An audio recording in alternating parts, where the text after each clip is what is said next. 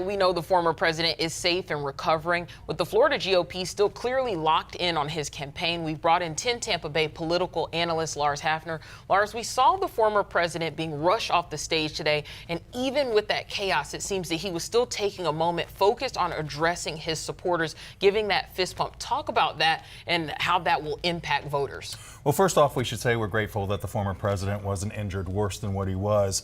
But again, right after that moment took place, we began to see the politicalization of what was going on. We saw his son Eric Trump already tweet out that that America needs a fighter like his dad. So unfortunately, there's going to be politics that will be played.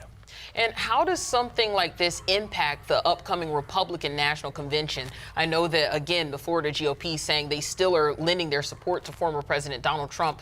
But as far as security, as far as people attending, what does that look like? Well, security would be definitely tighter when something like this happens. The protest zones will get smaller because there'll be more emphasis placed out there to make sure that the Republican attendees are secure. But usually what happens in these kind of events is that both campaigns kind of go quiet for a little bit in time.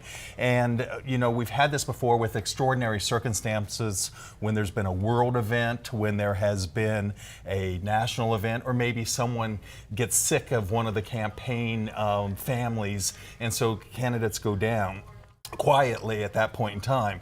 But because the convention's right around the corner and we're expecting Donald Trump's vice presidential pick to be announced and the convention to go forward, it's going to move quickly, and we'll move on as this has begun and continues to be an extraordinary campaign that we'll be watching for the next 115 days. And I know that President Biden has already spoken out condemning the attack, but what does this look like as far as his campaign? I know that you've already said a lot of times people will go quiet as far as campaigning with that. He's already had some controversy after the showing out at that debate. When you look at President Biden's performance at the last debate and President Trump's response today, how does that speak to voters? Well, again, you know, we're going to see a lot of these extraordinary times happen throughout these next 115 days in the fact that what the Trump campaign will utilize this, and they will get a message out of it, and they will start putting that forward, and Biden campaign is going to decide what they have to do. But currently,